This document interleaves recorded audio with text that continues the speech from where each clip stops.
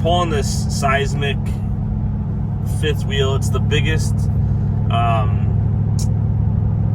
trailer I pulled yet.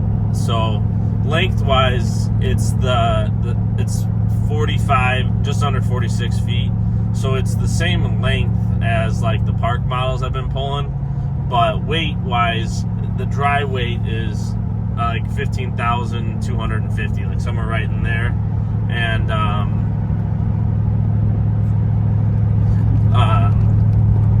so it probably weighs the same as the big park model that I pulled for what was it? It was a Alliance park model, but I only did like a lot transfer with it, so it was like, I don't know, 10 miles or something. It was really not much at all. So that obviously, that being it, I remember it weighed around 15,000, and it was maybe even slightly larger than 46 feet. That one is probably bigger than this, but I didn't really count that since I was really just pulling it like 10 miles. This one I'm pulling up to Wisconsin Rapids, which is pretty, for me, that's a pretty long run. So that's why I was counting this as the largest. Because the park models that I've been pulling and delivering to the condo units from Coachman or Jayco, those ones usually typically weigh right around 13,000.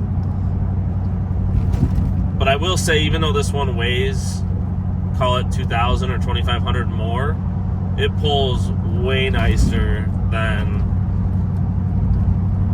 the park models. The park models, today would have been a really rough day for the park model because it is rather windy today. I think the gusts are up like around 35 mile an hour with like a sustained 25 where I'm at. I could feel it with this thing, but it's not terrible. So if it was a park model, I'd probably be doing about 50 right now, just trying to keep it on the road. There was a couple of gusts where I had a hard time holding 65 with this. The only issue I'm having, and it's not an issue, I should say, is it's getting a little bit warm. Like the motor, I saw oil temp at like 228, which I think 235 is like the shut-off point, so I've been keeping an eye on it. Transmission's running around like 210, 211, which is the highest that I've seen it. And then the coolant I saw get up to 210, which is like the highest, but it's sitting at about 207 right now. So I may have to kick it down a little bit and just set the cruise at like 60 if it starts to get too hot, or even pull over, take a break. We'll see. Gas mileage wise, I'm getting right at 9.1 is what it's at. I seen it for a while, it was up to like 10, but once I get up on the highway and with the wind today, it really kicked it down. So the gas mileage is actually a little worse than what I got yesterday pulling that park model. I think I was at 10 miles a gallon with that park model yesterday. But again, I was going slower. Usually 60 is like the sweet spot for me with those big park models. I gotta get out of this left lane. There's a lot of traffic right here for some reason coming through Madison. But yeah, so I'll pull one of these big three axle or tri-axle fifth wheels any day over a park model, and they pay the same. I get $225 a mile for the park models. I get $225 a mile for a tri-axle fifth wheel. So like I said, this is a lot better.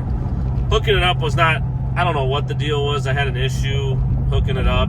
I could not get it lined up right, and I think part of my issue was there was just a giant puddle right outside of my door. I meant to take a picture, but I could not get hooked up to this without stepping in that puddle to get out.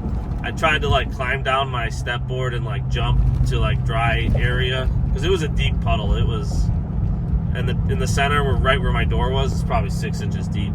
But so I think that was part of my issue, was like trying to get it lined up. I kept trying to get out and look, and I was trying to like look from my step board, but it took me like, all in all, getting hooked up, using the bathroom and everything while I was there was like an hour. Usually I try to get in and out in a half hour, so I lost a bunch of time there. And then we had really bad storms in the Chicagoland area yesterday evening, and it must have trickled down to Indiana as well, because the fuel stop right off 20 that I wanted to stop at, the power was out, so I couldn't stop there. So I had to find another fuel station, which then I ended up going to one right off of 94 there, 294, and I lost like a half hour. I ended up stopping at just a Walmart, and it wasn't a truck stop, it was just a diesel pump, and it stopped at like $100, and then I had to start it up again and put my card back in so I could keep filling. So that kind of sucked, and then I hit a bunch of traffic. I hate when people, like this Jeep truck right here, this Gladiator, not speeding up on the on-ramp to merge. I don't know why people do that.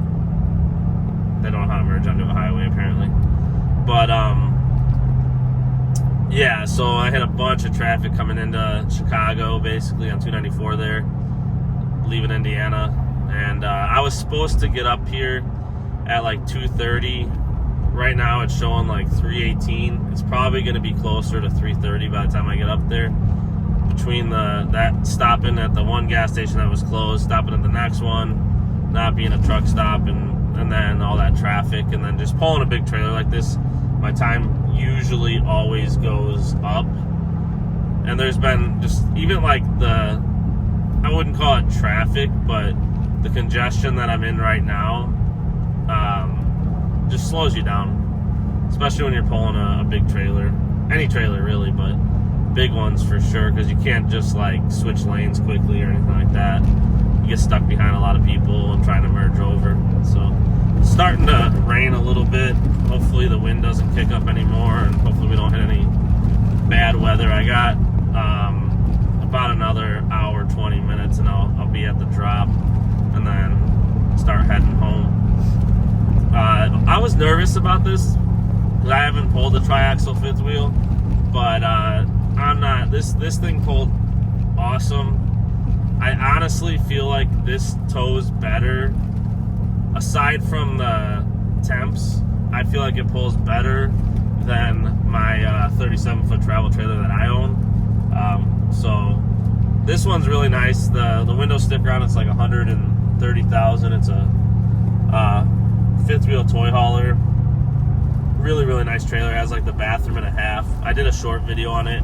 I didn't want to climb into it just because my shoes were all muddy from that puddle and stuff, and so I just kind of did the outside and then opened up the back door and stuff to show, a little bit of it. But yeah, it's starting to rain pretty good here. I wish I was pulling this one to Madison because I'd be there now. That's all right. I think once I get through Madison and maybe the Dells, I probably won't have any traffic, or not as much traffic, because being a Friday afternoon, probably a lot of people are heading up to the Dells or their campsites and stuff in Wisconsin now that it's the season for that. And just being 2 o'clock and being by Madison, there's probably people getting off work on a Friday at 2. So once you get up a little ways, it'll probably clear up some as far as the traffic goes. But yeah, I just want to make a quick video on this one. Like I said, I was nervous, but it tows really nicely. The truck's handling it fine. It's not sagging. I wasn't sure what to expect. I almost thought, like, with the pin weight on this one and not having airbags on my truck, I was like, man, I might be in a situation where I hook this thing up and it just sags my truck too much and I'm going to have to tell them I can't take the load. But it honestly, I don't know if it's the triaxle or if it's just the weight distribution with it being a toy hauler, but it honestly didn't sag my truck anymore. I mean, it sagged it probably less than the park models do, but it really didn't seem like much, if any more, sag than some of the other fifth wheels I pulled that are obviously much smaller. So like I said, I don't know if that's just the tri-axle. If anybody knows in the comments, let me know. But yeah, this thing tows really nice. It honestly could just be the brand. Like all these trailers tend to tow a little bit differently. Some tow nicer than others, but so it could very, like I could have another tri-axle toy hauler in the future that just tows terrible, but I don't know. I was really pleasantly surprised with this one. This is my fourth load of the week. It should be my highest grossing week, or it's gonna be right up there with the highest. I had a couple of short loads. Like I had Elkhorn yesterday, but it paid a little bit more because it was a park model. And then I had a Slinger, Wisconsin, which only pays like $500, and that one was not a big trailer. It was still like 30 feet or 32 feet, but it wasn't over 10,000 GVWR, and it wasn't like a tri-axle or anything, so I didn't get any extra money for that one.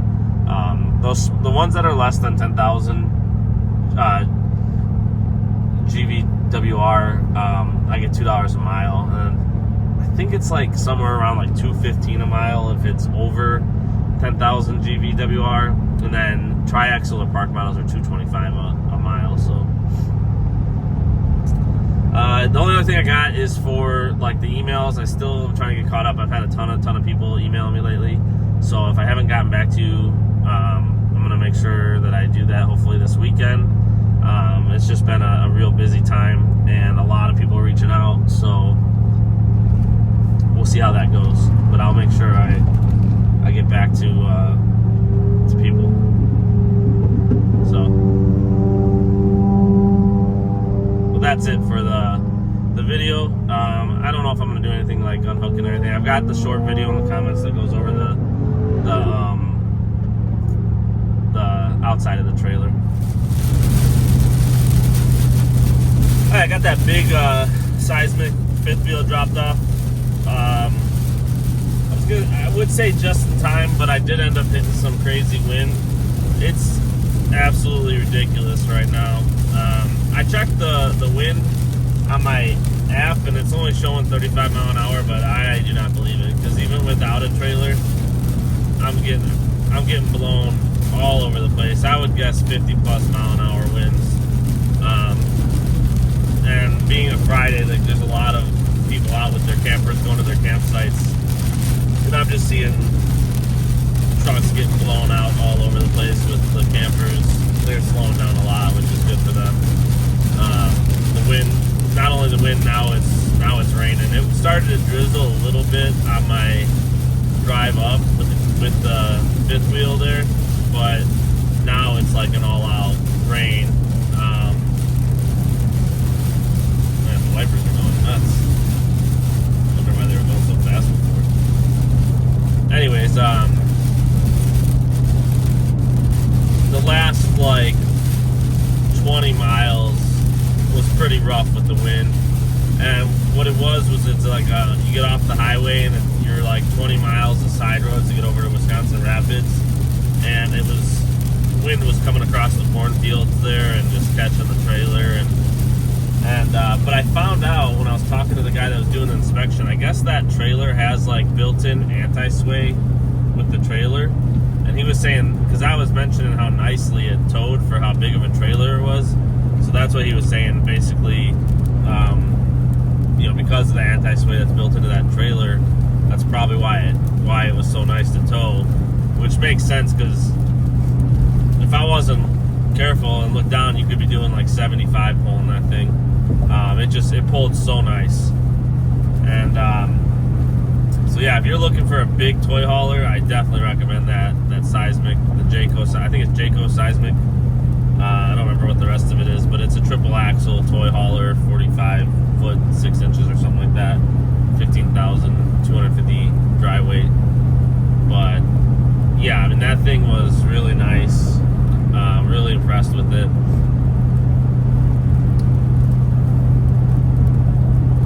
There was like a crazy windstorm.